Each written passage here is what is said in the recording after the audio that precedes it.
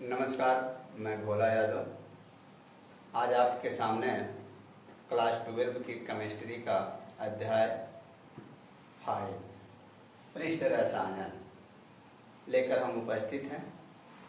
तो बच्चे, इसके अंतर्गत हमें पृष्ठ रसायन के अंतर्गत 3 पार्ट्स पढ़ना है। पृष्ठ, अधिशोषण और अवशोषण, सरफेस, एबार्सन, एब्जॉर्प्शन। ठीक है, ये 3 चीजें हैं। हमें जानना है कि पृष्ठ क्या है। ठीक है, पृष्ठ किसी भी वस्तु की ऊपरी जो सतह होती है वह ऊपरी सतह उसका पृष्ठ कहलाता है। जैसे हमें धूप, ठंडी का एहसास कैसे होता है, किस तरह से होता है, या हमें धूप का एहसास हमारी शरीर की पृष्ठ सतह, स्किन पर, त्वचा पर होता है। जब गर्मी, धूप लगती है, गर्मी का अनुभव होता है। जब ठंडी हवा चलती है तो हमें ठंडी का अनुभव होता है। दूसरा एग्जाम्पल आप देख सकते हैं, जैसे लोहे को हम जब रख देते हैं वायु में, मिट्टी पर, तो वह लोहे की ऊपरी सतह क्या करती है कि वायु को और भूमि की मॉइस्चर, नमी को लेकर के आपस में क्रिया करता है और फेरस ऑक्साइड बना देता है, जो जंग के रूप में दिखाई देता है। ऐसा नहीं कि वो उसके अंदर होता है, वो सिर्फ उसके ऊपरी सतह पर होता है। ठीक है, एक और चीज बताएंगे। जैसे हमारा हाथ है, जब हम कोई ऊपर से कलर लगा देते हैं, इंक लगाते हैं जब हाथ पर, तो वह इंक सिर्फ, अगर इंक ब्लैक है तो उसके सिर्फ ऊपरी पृष्ठ पर ही रहता है, नीचे नहीं रहता है। तो ये पृष्ठ आपको समझ में आ गई बात। किसी भी वस्तु का पृष्ठ होता है। ये रसायन में हमें जानना यह है कि कोई भी जब पदार्थ आपस में क्रिया करते हैं तो कुछ पदार्थ आपस में सिर्फ उसके ऊपरी पृष्ठ का ही रिएक्शन होता है, और कुछ पदार्थ ऐसे होते हैं जो पूर्ण रूप से आपस में डिजॉल्व होकर उसमें रिएक्शन होता है। जैसे इस पर हम बताएं, आपको बताएं कि जैसे लोहे का हमने रसायन के रूप में, जैसे आयरन है, या फिर आयरन का संकेत होता है, या फिर अगर इसको हम वायु में रख देते हैं O2 से, ठीक है, तो ये जब रिएक्शन करता है तो ये O3 बनेगा और ये O2, यानी आयरन की वैलेंसी इस पर, और ये बनता है क्या, Fe2O3, फेरस ऑक्साइड, जो उसके ऊपर ब्राउन कलर का धब्बा दिखता है लोहे के ऊपर। दूसरी चीजें हम बताएंगे। पीतल की थाली होती है, ठीक ना, या जिसको हम कहते हैं फूल के बर्तन, लोटा हो या थाली हो, या उसको ऐसे कहें चांदी। चांदी का जब बर्तन होता है Ag, तो ये जब वायु में रख देते हैं तो इस पे काले काले धब्बे बन जाते हैं, ठीक ना। तो ये ऑक्सीजन जो है इसे क्रिया करता है, और सिल्वर ऑक्साइड Ag, चूंकि चांदी महंगा है तो हम उसको थोड़ा सा कम, ये चूंकि रिएक्शन बहुत कम होता है, इसको कह पाना थोड़ा सा ठीक नहीं है। कापर को अगर हम समझाएं तो कापर से होता है, तो ये होता है CuO, कापर ऑक्साइड, ब्लैक रंग का धब्बा बन जाता है। तो ये रासायनिक रूप है धब्बे की बात। तो ये पृष्ठ हम बताए कि देखिए, जैसे हम, आप ब्लैक बोर्ड को समझ लीजिए, या इस दीवार को समझ लिया जाए। दीवार के ऊपर हमने सीमेंट की एक लेयर चढ़ा दिया है, वो क्या है, उसका पृष्ठ है। जो भी मौसम, गर्मी होती है या ठंड होता है, तो उसको यह ऊपरी पृष्ठ जो सीमेंट है वही झेल लेता है, ईंट अंदर हमारा शेप बचा रहता है।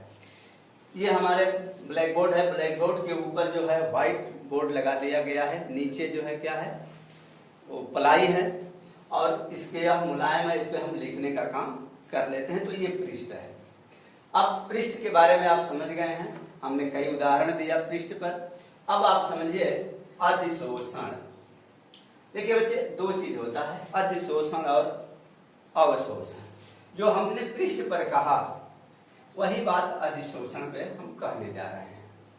अधिशोषण से साबित हो रहा है कि अवशोषित करना, ठीक ना, लेकिन वह अवशोषण, वह अवशोषित जो सिर्फ उसके पृष्ठ पर होता है, ऊपरी भाग पर होता है, उसे हम क्या कहते हैं, अधिशोषण।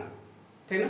जैसे मान लीजिए इंक हरे रंग की स्याही है और उसमें हम चाक सफेद होता है, जब उस स्याही में डालते हैं तो उस चाक के ऊपर हरे रंग का कलर चढ़ जाता है, ठीक ना। तो वह होता क्या है कि स्याही जो है उसके ऊपर अधिशोषित हो जाती है। अगर हम चाक को तोड़े तो उसके अंदर का भाग जो होता है क्या रहता है, सफेद का सफेद ही रहता है। यानी कहने का मतलब कि अधिशोषण का मतलब यह होता है कि सिर्फ ऊपर का भाग ही जो है उसका उस कलर से अवशोषित रहता है, अंदर शेप का शेप बना रहता है, ठीक है। जैसे हमारा हाथ जब जलता है तो सिर्फ ऊपर की स्किन हल्का सा अगर जला गैस से तो हमारी ऊपर की स्किन जलती है और उसमें फोड़े पड़ जाते हैं, लेकिन अंदर की चीजें जो है हमारी मांसपेशियां सेफ रहती हैं। अगर हल्का फोड़े तक जलाओ, ज्यादा जलाएंगे तो जल सकता है पूरी। तो यह है अधिशोषण। अधिशोषण का मतलब कि पृष्ठ के ऊपर ही वह होता है, ठीक है।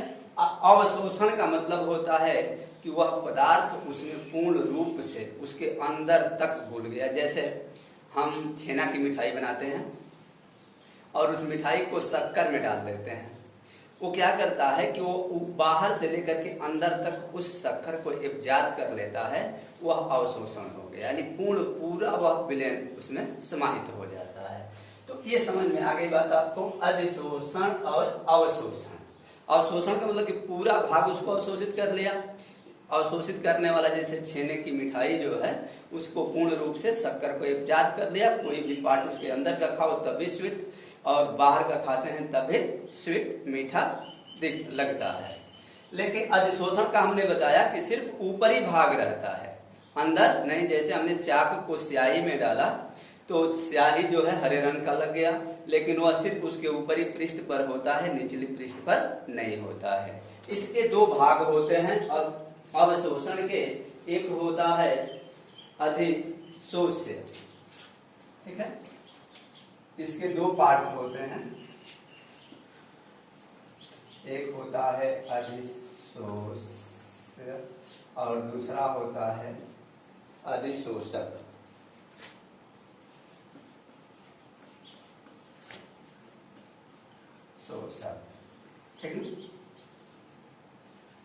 अधिशोष्य का अर्थ होता है जो अधिशोषित होता है। जैसे इंक स्याही का जो हमने एग्जांपल दिए कि स्याही क्या है, अधिशोष्य है, और चाक जो है अधिशोषक है जो अवशोषित कर लेता है। अब इस चीज को हम केमिकल रासायनिक रूप में आपको बताना चाहेंगे कि मान लीजिए कि ये क्यों होता है, अधिशोषण क्यों होता है। तो मान लीजिए कि कोई ठोस पदार्थ है, ये उसके मॉलिक्यूल हैं या पार्टिकल हैं, सपोज दैट, ठीक है। ये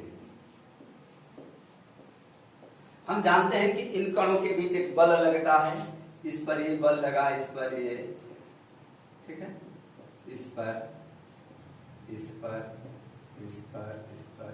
इस तरह से ये आपस में एक दूसरे से बल के द्वारा क्या होते हैं, बंधे रहते हैं नेटवर्क की तरह, ठीक है।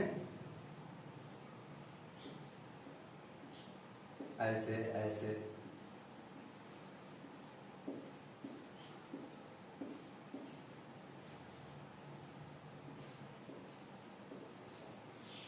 ये जो बल है इनके पार्टिकल कण को आपस में बांधा हुआ है।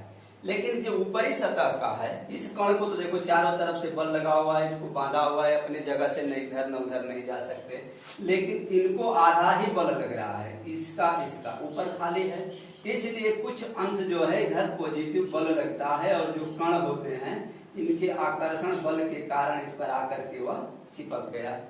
जैसे चाकही का अगर बाहरी कण है तो वह आवेशित होता है और स्याही के कण के साथ एब्जॉर्ब करके उसको चिपका लेता है, यानी ये आवेश पर ही निर्भर करते हैं।